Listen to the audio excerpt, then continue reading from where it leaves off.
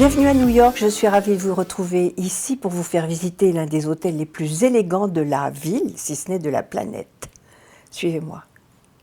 Situé au coin de Madison et de la 77e rue, le bel immeuble construit en 1927 accueille l'un des 5 étoiles les plus élégants du monde. Le Mark est unique.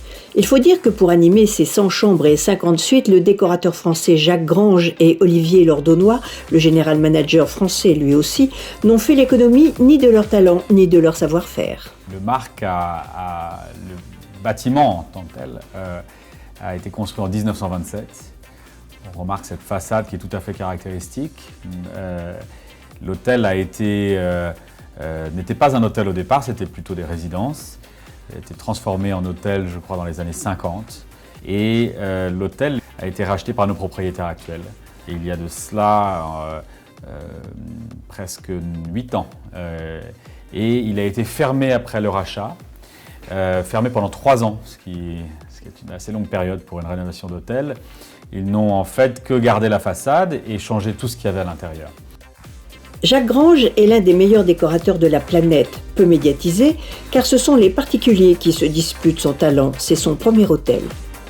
J'étais dans l'état d'esprit d'être d'abord très touché, comme demande, de cet hôtel Mark, qui était un hôtel situé comme Focus, bien placé, et puis de l'attention des gens qui sont venus me voir, justement parce que j'étais un homme qui faisait du privé, qui voulait ça comme une résidence plus personnelle. En me disant, alors ça, ma mégalomanie n'est pas grande, mais là elle pouvait l'être un petit peu.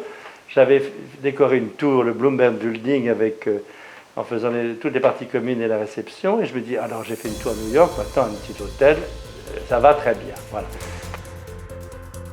Il a fait quelque chose qui est totalement unique. Si vous regardez l'ensemble des hôtels qui ont été ouverts ces derniers temps à New York, très peu d'entre eux ont la même décoration. Et souvent, vous pouvez trouver des similitudes entre leur décor et le décor d'autres hôtels dans le monde entier.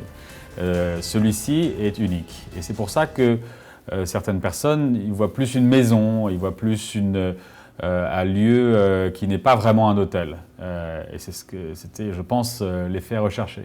La magie tient en premier lieu au décor audacieusement contemporain pour un lobby d'hôtel, matériaux nobles, meubles signés de très fameux designers et les astuces d'un pro so chic. Les défauts du départ, on pourrait appeler ça des défauts qui deviennent des qualités, on l'a renversé en qualité, c'est que le plafond du hall et du lobby et des réceptions étaient très bas.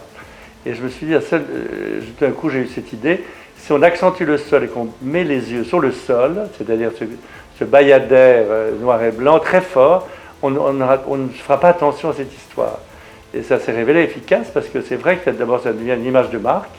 Et pourquoi la rayure? Parce que dans l'inconscient des voyages, de ce que j'ai vu dans ma vie, entre l'art cinétique ou les marbres noirs et blancs, noir, blanc et jaune qu'on trouve quand on voyage en Syrie, au Liban, etc. Tout ça, j'ai pensé à ça inconsciemment. Et puis ça me faisait plaisir aussi pour la réception de contribuer et de faire venir tous ces artistes que j'admire, qui sont en effet Renard, Eric Schmidt, Vincent Corbière, Mattia Bonetti.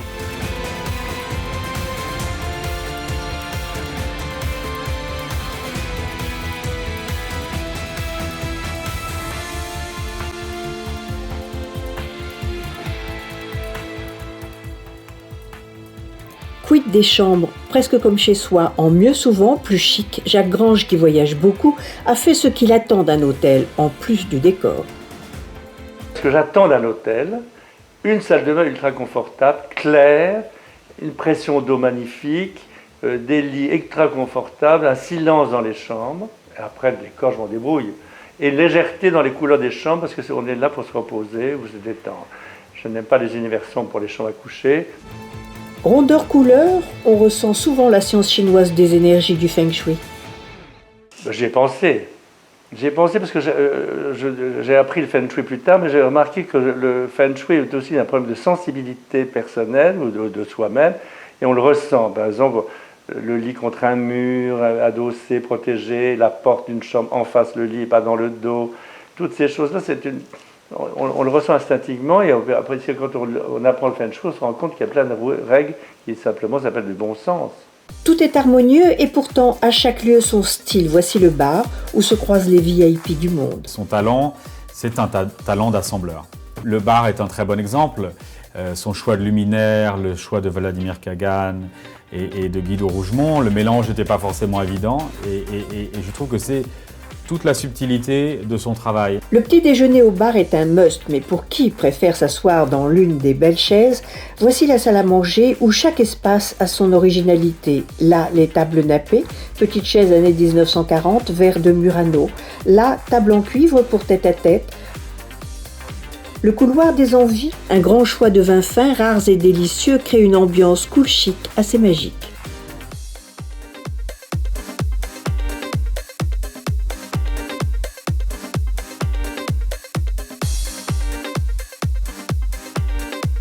C'est une magie et c'est la combinaison de plusieurs efforts et de plusieurs talents. L'un d'entre eux, au niveau du restaurant ou du bar, c'est lié plus directement à Jean-Georges qui a réussi à créer un menu très varié, qui n'est pas un menu de restaurant gastronomique dont les gens ont plutôt tendance à peut-être se lasser plus facilement, qui est un menu plutôt décontracté, dans le sens où vous avez une large sélection de plats et avec toujours une touche, la patte de Jean-Georges. C'est aussi la réussite, je pense, du travail de Jacques Grange, qui a consisté à créer une ambiance qui était raffinée, un décor raffiné, mais qui ne soit pas non plus trop guindé. Et ensuite, c'est le service, c'est l'approche au niveau du service, c'est le fait de faire en sorte que les gens se sentent chez eux.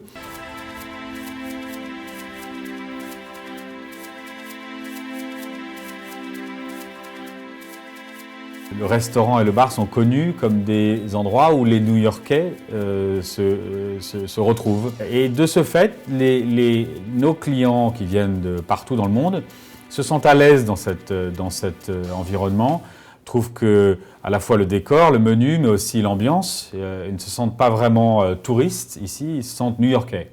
Et c'est pour ça que ça plaît et que vous avez cette dynamique. Manager un tel hôtel demande un talent particulier.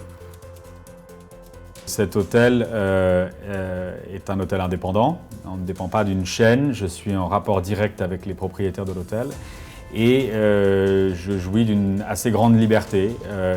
Je n'ai pas le travail harassant qu'ont mes collègues dans d'autres hôtels de reporting et donc j'ai moins de temps à consacrer à la politique et plus de temps à consacrer aussi à nos clients.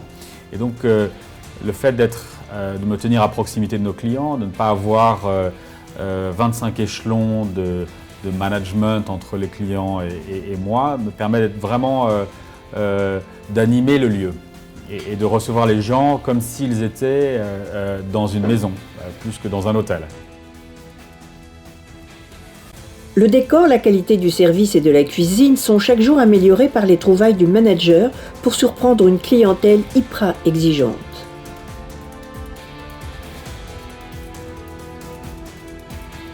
On essaie de les surprendre avec des choses qui sont un petit peu différentes.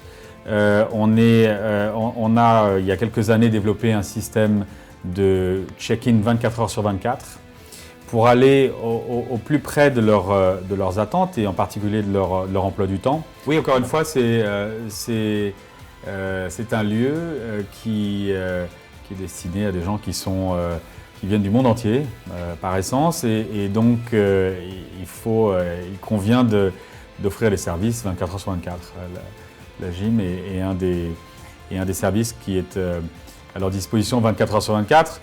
On vient de développer un autre service qui est peut-être plus anecdotique, mais qui sait, qui est un service de shopping à Bergdorf Goodman, qui est ce fameux magasin magnifique sur la 5e avenue.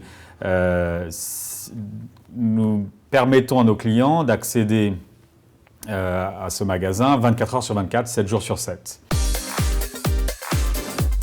Un coiffeur, un cireur, une salle de gym ouverte 24 heures sur 24, la modestie du décorateur, des petits plus qui changent tout. On a toujours très peur quand on ouvre quelque chose de public, on a peur pour les investisseurs qui vous ont fait confiance, on a peur pour tout le monde. Et ça a marché, et c'est un énorme succès, restaurant compris, et donc c'est une joie. Allez, petite photo, voilà. plaît. Mettez Martine, mets-toi là, voilà, mets-toi au milieu, Voilà, les vedettes et de voilà. New York. Vedette de New York. Et nous étions là. Et nous étions là, et nous serons encore là. Et pourquoi tu aimes cet hôtel? Pourquoi tu aimes cet hôtel? Parce qu'il a été fait par un très grand décorateur. Et qu'on est comme à la maison. L'élégance, c'est avant tout un état d'esprit. À bientôt.